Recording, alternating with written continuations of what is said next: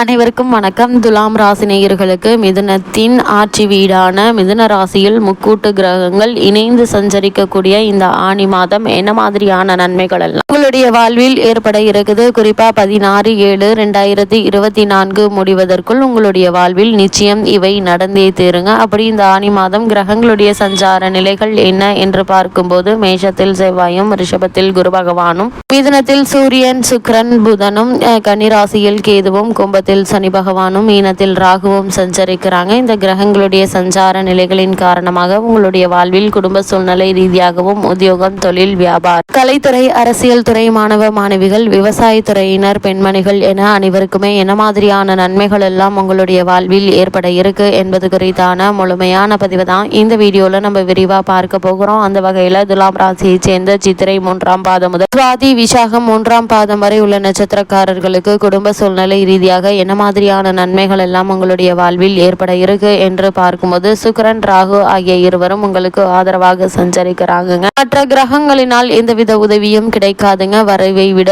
செலவினங்களே அதிகமாக இருக்குங்க. குடும்ப பிரச்சனைகள் கவலை அளிக்குங்க. பூர்வ புண்ணிய புத்திரஸ்தானத்தில் சனி பகவான் நிலை கொண்டிருப்பதால குழந்தைகளுடைய உடல் நலன் சம்பந்தமாக கவலைகள் ஏற்படுங்க. கூடுமான வரைக்கும் அவர்களுக்கு சிறு உடல் உபாதை என்றாலும் கூட உடனே மருத்துவரிடம் அணுகி அதற்கான சிகிச்சை எடுத்துக்கொள்வது மிக மிக நல்லது. அஷ்டமஸ்தானத்தில் குரு சஞ்சரிப்பதால பொருட்கள் களவு போவதற்கான வாய்ப்புகள் அதிகம் இருக்குதுங்க. அதனால் பொருட்களை பாதுகாப்பாக வைத்துக் கொள்வது மிக மிக அவசியங்க. ஆரோக்கியத்தில் கவனமாக இருப்பது நல்லது. சிறு உடல் உபாதை என்றாலும் கூட உடனே மருத்துவரிடம் அணுகி அதற்கான சிகிச்சை எடுத்துக்கொள்வது அவசியமானதா அமைஞ்சிருக்குதுங்க. இல்லைன்னா தேவையில்லாத வீண் விரைய மருத்துவ செலவுகளை நீங்கள் மேற்கொள்ளக்கூடிய ஒரு சூழல் ஏற்பட்டு விடுங்க. அதே போல எதிர்பாராத பண விரிவரைக்கும் சாத்தியக்கூறுகள் இருக்குதுங்க. உங்களுடைய முயற்சிகள் அனைத்தும் உங்களுக்கு பயனை தருங்க. குரு மற்றும் செவ்வாயினுடைய நிலையினால சிலருக்கு வீடு மாற்றம் அல்லது இடமாற்றம் கூட ஏற்படலாங்க. இந்த மாற்றத்தை ஏற்றுக்கொள்ளுங்க. இந்த மாற்றத்தின் காரணமாக நல்ல ஒரு முன்னேற்றம் உங்களுடைய வாழ்வில் ஏற்பட இருக்குது. குடும்பத்தில் கணவன் மனைவிக்குள் ஏற்பட்டு வந்த சிறு சிறு சண்டை சச்சரவுகள், தேவையில்லாத வீண் வாக்குவாதங்கள் நீங்கி இருவருக்குள்ளும் அன்பும் அந்யோன்யமும் அதிகரிக்கக்கூடிய ஒரு தருணமா இக்காலகட்டம் அமைஞ்சிருக்குதுங்க. இத்தருணங்களை பொறுத்த வரைக்கும் எண்ணற்ற முன்னேற்றங்கள் நிறைந்த ஒரு தருணமா அமைஞ்சிருக்குது என்பதை கிரகங்களுடைய சஞ்சார நிலைகள் தெல்ல தெளிவாக உறுதியளிக்குதுங்க. துலாம் ராசினியர்களை பொறுத்த வரைக்கும் இக்காலகட்டங்கள்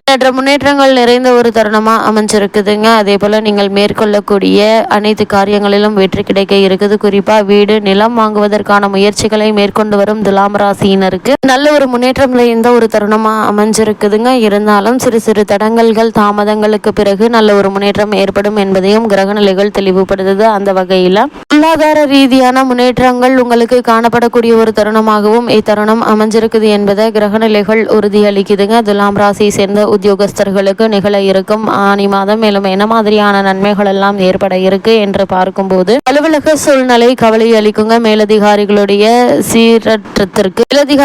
சீற்றத்திற்கு ஆளாக கொடுங்க. அதனால் உங்களுடைய வேலையை உங்களுடைய கண் பார்வையில் நீங்களே செய்து முடிப்பது நல்லது. உங்களுடைய பணியை வேறு யாரிடமும் கைமாற்ற வேண்டாங்க. அதே போல சக ஊழியர்களினால் பிரச்சனையே ஏற்படுவதற்கான வாய்ப்புகள் இருக்கு என்பதால் சற்று எச்சரிக்கையோடு இருப்பது நல்லது. அலுவலகத்தில் அனைவருடனும் பழகுவதில் நிதானம், பொறுமை, சாதுரியம் மிக மிக அவசியங்க. சிறு வாக்குவாதமும் பெரிய பிரச்சனையில் கொண்டுவிடும் என்பதை கிரகநிலைகள் எடுத்து காட்டும் பட்சத்தில் அவசர முடிவுகளை தவிர்ப்பது அவசியங்க. எந்த ஒரு முடிவாக இருந்தாலும் யோசித்து நிதானித்து எடுங்க. அதே போல காரணமே இல்லாமல் உங்களுக்கு மறுக்கப்பட்டு வந்த பதவி உயர்வு, ஊதிய உயர்வு, உத்தியோகத்தில் கிடைக்க வேண்டிய சலுகைகள் ஆகியவற்றை தற்போது நீங்க எதிர்பார்க்கலாங்க. இந்த காலகட்டங்களை பொறுத்த வரைக்கும் வெளிநாடு சென்று பணியாற்ற வேண்டும் என்ற விருப்பம் இருந்துச்சுன்னா அதற்கான முயற்சிகளையும் தற்போது நீங்கள் தாராளமாக மேற்கொள்ளலாங்க. நல்ல ஒரு முன்னேற்றம் கிடைப்பதற்கான சாத்தியக்கூறுகள் அதிகம் இருக்கு என்பதை கிரகங்களுடைய சஞ்சார நிலைகள் தெளிவாகவும் உறுதியாகவும் எடுத்துக்காட்டுது. துலாம் ராசியை சேர்ந்த தொழில் மற்றும் வியாபாரம் செய்பவர்களுக்கு நிகழ இருக்கும் ஆணி மாதம் மேலும் என்ன மாதிரியான நன்மைகள் எல்லாம் ஏற்பட இருக்கு என்று பார்க்கும்போது, தொழில் மற்றும் வியாபாரம் செய்பவர்களை பொறுத்த வரைக்கும் மிகவும் எச்சரிக்கையாக இருக்க வேண்டிய ஒரு மாதமாக தான் இந்த